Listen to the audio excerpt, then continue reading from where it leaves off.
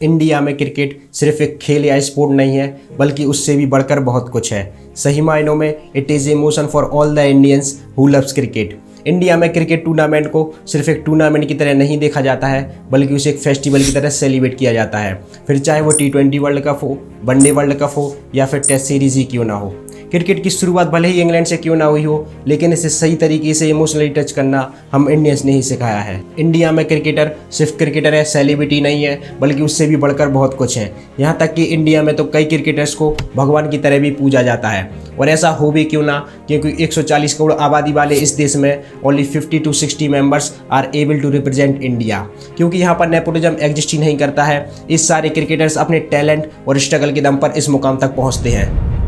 और इंडिया में IPL का क्रेज़ तो एक अलग ही लेवल पर होता है। जिस प्रकार इंडिया में होली और दिवाली को सेलिब्रेट किया जाता है, उसी प्रकार इंडिया में IPL को भी एक फेस्टिवल की तरह ही सेलिब्रेट किया जाता है। एंड अकॉर्डिंग टू आर्टिकल 2021 में IPL की पूरी वर्ल्ड वाइड व्यूअरशिप करीब 380 मिलियन थी। और फिर जब किसी चीज़ को इतने सारे लोग एक साथ देखते हैं तो वहाँ पर आता है पैसा, ब्रांड और बिजनेस। तो आज की इस वीडियो में मैं आप सभी लोगों को IPL के बिजनेस मॉडल के बारे में बताने वाला हूँ कि IPL इतने सारे पैसे कैसे कमाता है। और फिर इस साल तो IPL में 2 और नई टीमों को जोड़ा गया है। इट्स मीन जितनी ज़्यादा टीमें उतनी ज़्यादा ब्रांड्स और उतना ज़्यादा पैसा।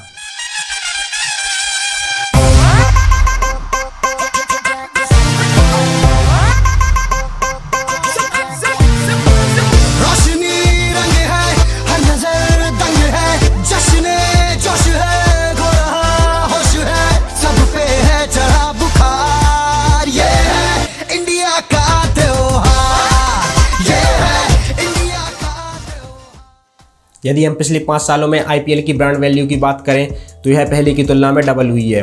इंडिया में IPL की total brand value approx 4.7 billion USD है। इंडिया में IPL का कॉन्सेप्ट ललित मोदी के द्वारा लाया गया था, जो कि यूरोपियन कंट्रीज में फुटबॉल लीग से इंस्पायर है।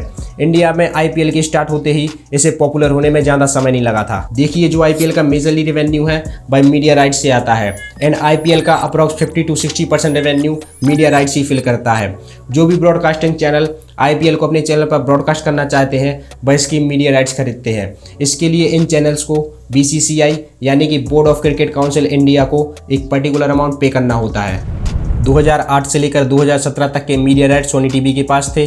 इसके लिए इन्होंने BCCI को 8200 करोड़ रुपए पे किए। इट्स मीन एक साल के 820 करोड़। इसके बाद ये मीडिया राइट्स 2018 से लेकर 2022 तक के लिए स्टार इंडिया के पास आ गए। इसके लिए इन्होंने BCCI को 16,500 करोड़ रुपए पे किए। इट्स मीन एक साल के 3200 करोड़ रुपए से भी ज़्यादा। अब इन अमाउंट को सुनकर आप सभी लोग अंदाजा लगा सकते हैं कि पिछले कुछ सालों में IPL की पॉपुलरिटी कितनी ज़्यादा बढ़ी है। जिन मीडिया राइट्स के लिए सोनी टीवी ने एक साल के लिए 820 करोड़ रुपए दिए, उसी के लिए कुछ सालों बाद स्टार इंडिया ने 3250 करोड़ रुपए से भी ज़्यादा दिए, यानी कि उससे 4 गुना ज़्यादा।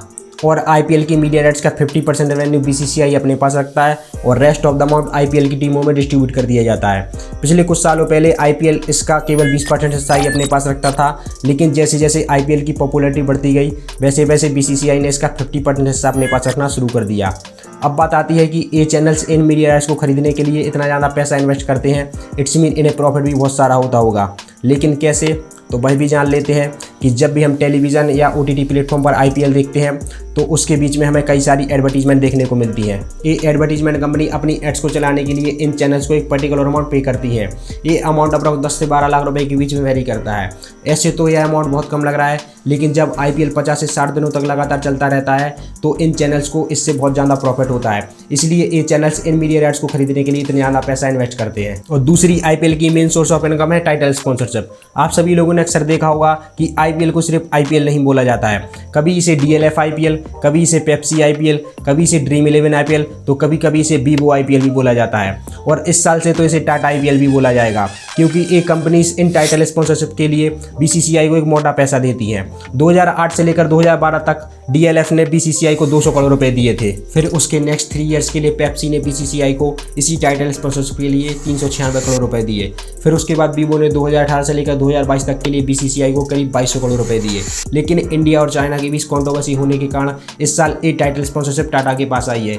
इसके लिए टाटा ने BCCI को पर ईयर 300 करोड़ रुपए देने का कॉन्ट्रैक्ट साइन किया है। इस टाइटल स्पॉन्सरशिप का जो भी रेवेन्यू होता है उसका 60% हिस्सा जाता है BCCI के पास और rest of the amount IPL की टीमों में डिस्ट्रीब्यूट कर दिया जाता है।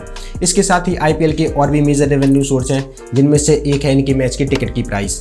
ऑन एन एवरेज आईपीएल के हर एक सीजन में अप्रॉक्स 5 करोड़ से भी अधिक मैच की टिकट की सेल्स होती हैं। इसका 80% हिस्सा जाता है होम टीम के पास। इट्स मीन यानी कि मुंबई के वानखेड़े स्टेडियम में यदि मैच हो रहा है तो उसका 80% हिस्सा जाएगा मुंबई इंडियंस के पास और 20% हिस्सा जाएगा ग्राउंड एसोसिएशन के पास। इसके साथ ही आप सभी लोगों ने यह भी नोटिस किया होगा कि किसी भी टीम के प्लेयर्स की जर्सी पर तरह तरह के ब्रांड के नेम या लोगो लगे रहते हैं, उसके लिए भी ए ब्रांड ने बहुत अच्छा पैसा देती हैं। साथ ही में पूरे मैच के दौरान उस ग्राउंड की बाउंड्रीज के अंदर कोई भी कंपनी का नाम आप देखोगे, जैसे बाउंड्री रोप्स पर, विकेट पर, हेलमेट्स पर, एम्पायर की टी शर्ट पर, इन शॉर्ट जहां जहां भी आप इन ब्रांड्स का नाम देखते हैं तो उसके लिए कंपनी एक मोटा पैसा टीम को देती है। इसके साथ ही इन टीम्स की अपनी अलग अलग मर्चेंडाइज भी होती है, जैसे क्रिकेट किट्स, टीम की टी शर्ट वगैरह वगैरह, और ये product all over the India में बेचे जाते हैं। इसका सारा पैसा डायरेक्टली टीम के ओनर के पास जाता है। अब इन सभी रेवेन्यू सोर्सेज के बाद सबका ध्यान जाता है बिनिंग प्राइसेस पर। वैसे तो ये prices year by year change होते रहते हैं, लेकिन यदि हम एक अप्रॉक्स अमाउंट लें तो बिनिंग टीम को अप्रॉक्स 20 करोड़ रुपए का अमाउंट मिलता है और रनर अप टीम को 12.5 करोड़ रुपए का। आईपीएल का एक फायदा इन प्लेयर्स को यह भी होता है कि इससे इनकी एक इंडिविजुअली बहुत ही अच्छी ब्रांड वैल्यू क्रिएट होती है, जिससे बड़ी बड़ी ब्रांड्स इनको स्पॉन्सरशिप के लिए अप्रोच करती हैं। तो इसी के साथ आज की अपनी इस वीडियो को हम एंड करते हैं। आई होप आप सभी लोग को हमारी आज की ये वीडियो पसंद आई होगी। यदि आप सभी लोग को हमारी ये वीडियो अच्छी लगी तो वीडियो को लाइक करें और चैनल को सब्सक्राइब करें।